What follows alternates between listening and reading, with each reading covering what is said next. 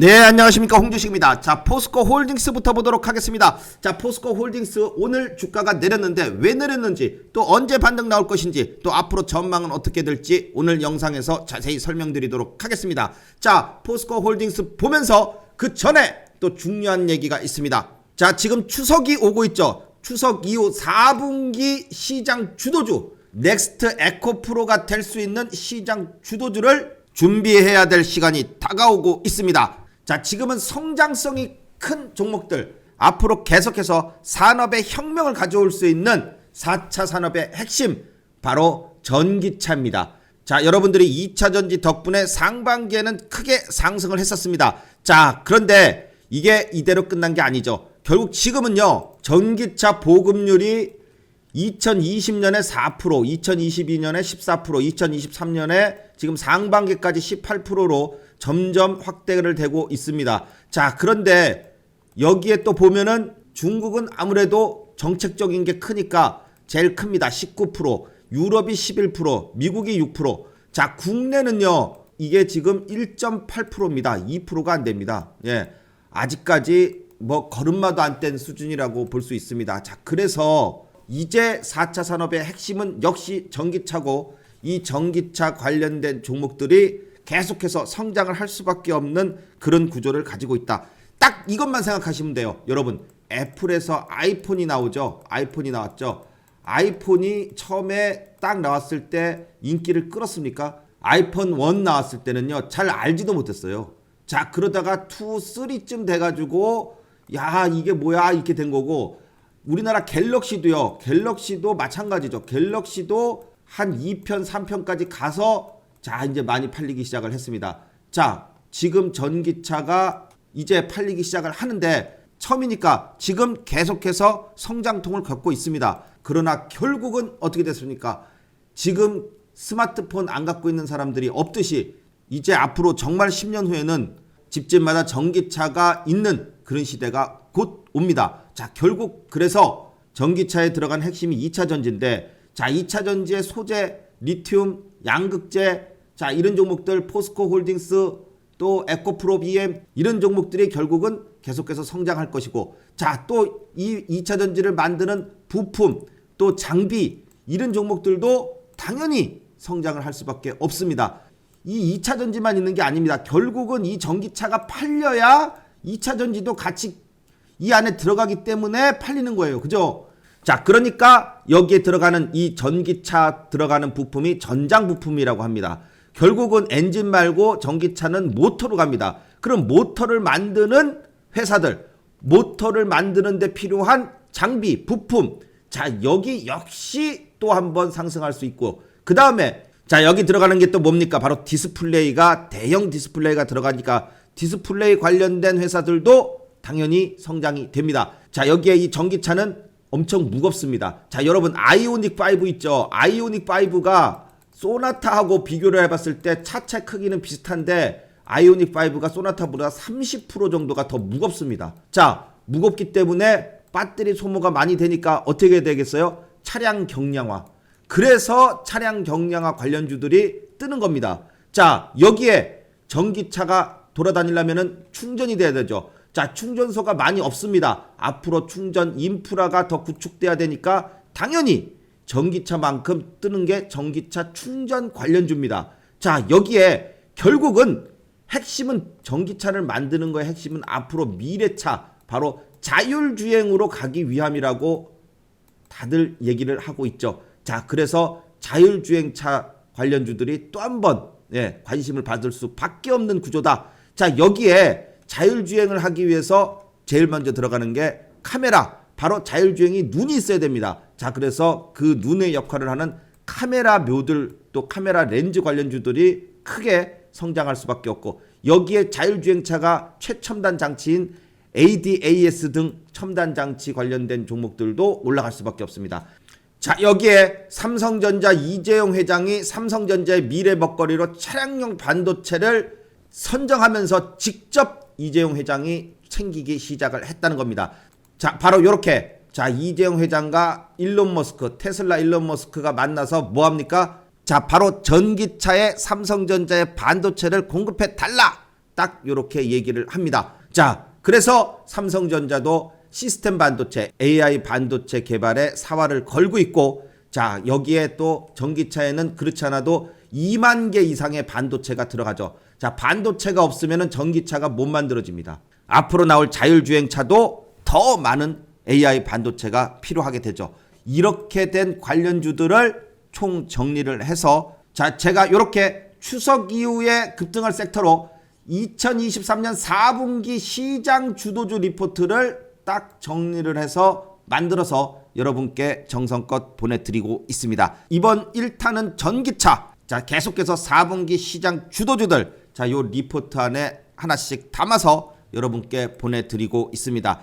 자, 요 아래 연락처 있습니다. 요쪽에다가 시장 주도주라고 문자에다가 써가지고 보내주시면 제가 요 리포트 한 분 한 분께 정성껏 보내드리도록 하겠습니다. 자, 이 시장 주도주들, 추석 이후에 급등할 수 있는 이 섹터, 제2의 넥스트 에코프로가 또 나올 수 있는 이들 종목들 홍주식과 함께 하시고 싶으신 분들은, 자, 똑같이 요 아래 연락처 있습니다. 자, 여기다가 가입 문의라고, 자, 바로 홍주식의 4분기 회원 모집을 시장 주도주와 함께 하도록 하겠습니다. 가입 문의라고 쫙 써가지고선 보내주시면 잘 설명드리도록 하겠습니다. 자, 올 초에 올 1, 4분기 때 에코프로를 잡아냈듯이 또 한번 추석 이후의 시장 주도주는 홍주식이 함께 하도록 하겠습니다. 자, 여러분들의 많은 성원 바랍니다. 자, 이제 포스코 홀딩스를 본격적으로 보도록 하겠습니다. 자, 포스코 홀딩스 전일까지 이렇게 5일선을 딱 지지하면서, 요게 5일선, 요 빨간색 선이 요게 5일선이에요. 요게 5일선이 이격이 컸었는데 60만원까지 딱 오고 60만원 돌파를 못하고, 그러니까 조정을 한다 그랬죠. 하는데 5일선 지지를 딱 받는 모습이었어요, 어제까지. 자, 그래서 아주 이쁜 모습인데, 제가 어제 그런 말씀을 드렸습니다. 5일선이 가면 얘가 내일도 이제 이렇게 올라가게 돼요. 그러면 주가가 내일 반드시 여기서 올라주던가, 최소한 59만원 위에, 종가상 59만원 위에 안착을 해줘야 5일선이 상승 추세를 유지한다. 그런데 이게 지금 오늘 그렇지 못하는 일이 나왔습니다. 왜냐? 자, 이겁니다. 자, 요게 뭐냐? 요게 지금 보면은 나스닥 차트입니다. 나스닥, 미국 나스닥이 전일에 왕창 빠졌어요. 뭐 나스닥 뭐 다우부터 할 거 없이 미국 왜 빠졌어요? FOMC에서 금리 인상을 동결을 했지만 뭐 앞으로 좀 빠질 금리 인상을 한 번 더 할 수도 있어요. 약간 요런 얘기를 하면서 빠졌단 말이에요. 그런데 FOMC 하면은요, 항상 주가는 빠졌어요. 뭐 FOMC가 열리면은 뭐 맨날 겁주는 얘기하고 안 좋은 얘기하지 뭐 좋은 얘기 하겠어요. 그러니까 얘가 나오면은 한 하루에서 이틀 정도, 요 정도는 주가가 조정을 보입니다. 지수가 전체적으로 하루 이틀 정도 떨어져요. 그러면은 하루 이틀 떨어지고 나서는 어떻게 돼요? 다시 반등 나옵니다. 자, 그래서 요 덕분에 우리나라 국내 코스피, 코스닥, 요 위에 있는 거는 코스피 지수고요. 요 밑에 있는 게 코스닥 지수입니다. 요 코스피 지수가 1.75%가 하락을 했고요. 그 다음에 코스닥은 더 많이 떨어졌어요. 마이너스 2.5%가 하락을 했습니다. 많이 빠진 겁니다. 코스닥 2.5%면. 자, 이렇게 되다 보니까 특히 지금 지수에 영향을 주는 이제 시가총액이 큰 종목들, 특히 이제 포스코 홀딩스 같은 종목들은 바로 또 코스닥 지수에 영향을 받죠. 자, 그래서 코스피 지수에 영향을 받죠. 자, 그래서 그래도 코스피 지수 떨어진 거에 비하면 양호한 편입니다. 덜 떨어졌다 이거예요. 자, 한번 차트를 보시겠습니다. 오늘 이렇게 하루 종일 분봉 차트를 보면은 코스닥 지수도 하루 종일 떨어졌고 코스피 지수도 하루 종일 떨어졌고, 보통 떨어졌다 올랐다 떨어졌다 올랐다 이렇게 해요. 반등이 나와야 되는데 반등도 없어요. 그냥 하루 종일 흘러서 내려왔어요. 이렇게 떨어지는 게 가끔씩 있습니다. 그죠? 이렇게 떨어지고 나서 그 다음에 개미들이 이제 못 살겠다 그러고 손절을 쳐요. 그러면은 밑에서 누가 들어옵니까? 세력이 싹 들어와 가지고선 그 바로 아래서부터 꼬리를 달고선 또 반등이 나옵니다. 자, 그러니까 지금은 FOMC 덕분에 하루 이틀 정도는 조정이 더 나올 수 있다. 하지만 그 조정이 나오고 나서는 어떻게 된다고요? 반등이 나온다 이거예요. 그러면은 포스코 홀딩스는 어떻게 됩니까? 자, 그러니까 오늘 어제 말씀드린 대로 59만 원 위에 안착을 못하면은 하락할 거예요. 떨어질 거예요. 얘기를 했어요. 자, 그래서 오늘 이렇게 지수 덕분에 주가가 5일선 밑으로, 이게 5일선이죠.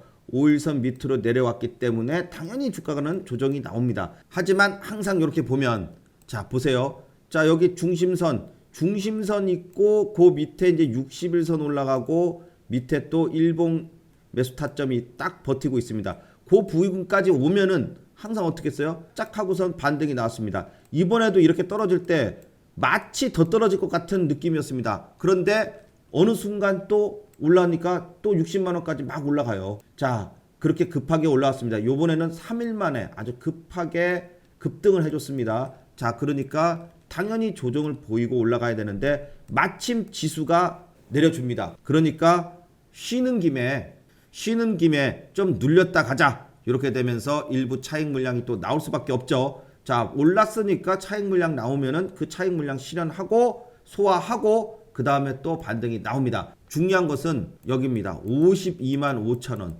이 52만 5천 원이 정확하게 지난번 저점의 자리였죠. 이 자리 위에서 또 반등이 나와줘야 저점을 높이면서 반등할 수 있고, 그리고 지금 지수가 이렇게 빠지는데도 에코프로는 또 올라가요. 자, 그러면은 각자의 호재가 있으면은 추가적인 반등이 또 나올 수 있다. 이거죠. 자, 여기서 중요한 것은 요 중심선 부근이요. 요 중심선이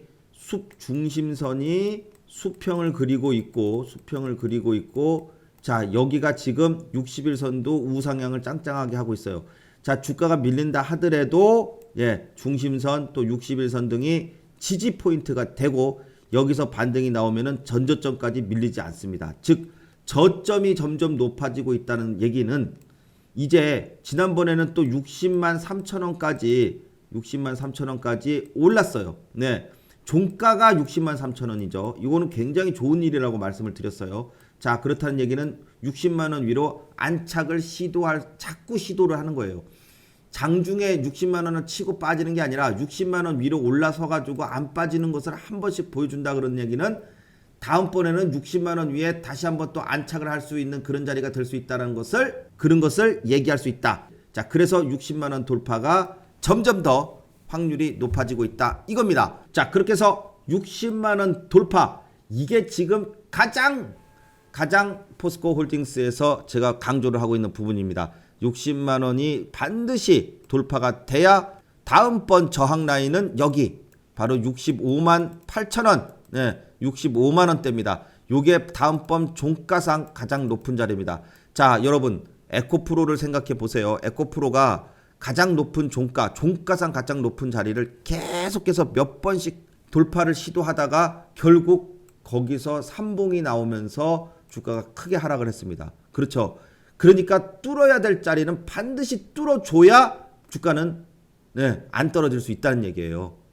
자, 포스코 홀딩스 일단 60만 원대 저항이지만 이 부분을 계속해서 지지를 계속해서 보이고 있는 것은 중요합니다. 하지만 시간이 길어질수록 유리할까요? 불리할까요? 불리해집니다. 주가는요, 가야 될 자리에서 못 가주면은 그 다음에 실망 매물이 많이 나오면서 떨어지게 됩니다. 왜냐하면 기회비용이 많이 든단 말이에요. 이게 안 가고 있으면은 안 가네. 다른 종목이 막 가봐요. 그러면은 여러분 같으면은 같은 돈을 딱 여기다 넣어놓고 여기서만 있겠습니까? 아니면 다른 종목으로 옮겨 타가지고선 가겠습니까? 당연히 다른 데 옮겨 타가지고 그 종목이 막 간다 그러면은 이 종목에 올라타가지고 하고 얘는 안 가고 있으니까, 야, 이거 안 가고 있는데 여기 타가지고선 한 다음에 여기서 돈 벌고 이거 팔고선 여기서 돈을 벌었어. 돈을 벌고 그 다음에 포스코 홀딩스 와도 얘는 계속 50만 원대에서 왔다 갔다 하고 있겠네. 이러면은 돈이 갔다가 나중에 올 수도 있겠죠. 그러면 그 사이에 돈이 빠져나가면 얘는 주가가 내려가겠죠. 그럼 내려가 있으니까 어떻게 해요? 다른 데서 수익 내고 내려와 있네. 얘 어차피 좋다고 하니까 나중에 저점에 더 떨어지면 사야지. 떨어져 있어. 그럼 저 바닥에서 사면서 올라가면은 이렇게 왔다 갔다 하는 것만 이득이라는 소리 있잖아요. 자, 그렇기 때문에 가야 될 자리에서는 가져야 됩니다. 자, 그래서 제가 자꾸 60만 원 돌파가 중요하다. 길게 보면 또 저 밑에까지 내려갔다가 또 쭉 올라가서 75만 원도 넘어서 갈 거예요. 그렇게 되는 거는요. 그냥 여러분들이 유튜브에서 항상 얘기하는 뭐 2030년이 되면은 된다. 앞으로 뭐 3년은 그냥 들고 있어라. 5년은 들고 있어라. 그냥 그렇게 얘기하는 어떠한 타점이라든지 그런 거 없어요. 그냥 들고 있어요. 이렇게 얘기하면은 사실 주가는 들고 있으라 그러면은 여러분들이 생각할 때는 계속해서 올라갈 것 같지만 그렇게 해서 들고 있으라는 얘기가 아닙니다. 주가는 왔다 갔다 합니다.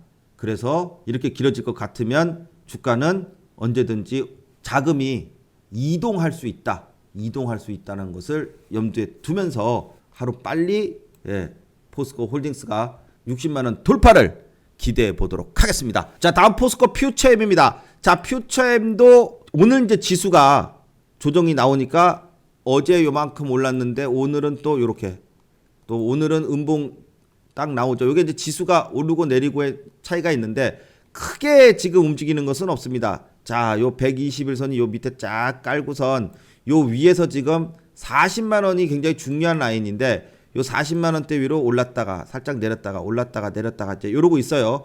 자, 그래서 요 바닥권에서 지금 40만 원 전후로 해서 요렇게 121선 위에서 딱 붙어 가지고선 횡보를 하는 모습이 나오고 있다. 즉 주가가 계속해서 빠지거나 그럴 수 있는 상황은 아니다. 왜냐하면 이미 고점 대비해서는 거의 반토막이 나 있는 상태이기 때문에 이 자리에서는 크게 빠질 건 없지만 그래도 지금 바닥권을 지지를 하는 모습이 나와줘야 주가는 또 반등이 나올 수 있습니다. 자, 그런데 포스코 퓨처엠 같은 경우에는 자, 바닥권에서 지금 움직이고 있기 때문에 반등의 여지가 반등의 소지가 한 번씩 급등이 나오는 그런 종목이 됩니다. 탄력성이 좀 있어요. 한번 오를 때 보통 한 10% 이상씩의 또 반등이 이렇게 나올 때도 있습니다. 자, 포스코 퓨처엠도 여기서 중요한 것은 121선입니다. 자, 121선을 깨지 않고 계속해서 버텨주면은 다시 한번 또 반등을 줍니다. 항상 오른 자리에서 자, 여러분 이게 중요한 거예요. 잘 봐요. 올랐어요, 주가가. 자, 어느 정도까지 올라서 여기가 지금 저항대를 나타내거나 어느 정도 이제 고점에 대한 인식이 있어. 그런데 여기서 더 이상 못 가고 이렇게 하고 있어. 그러면 못 가면은 이걸 뚫으면은 상당히 많이 올라가겠지만 못 가고 있다가 내리기 시작하면은 많이 내려요. 자, 요렇게 되는 겁니다. 자, 그죠? 그런데 거꾸로 주가가 쭉 내렸어. 내려서 더 이상 떨어지지 않고 계속 옆으로 횡보해. 그런다는 얘기는 어떻게 된다는 얘기예요? 이렇게 반등이 나올 수 있다는 얘기예요.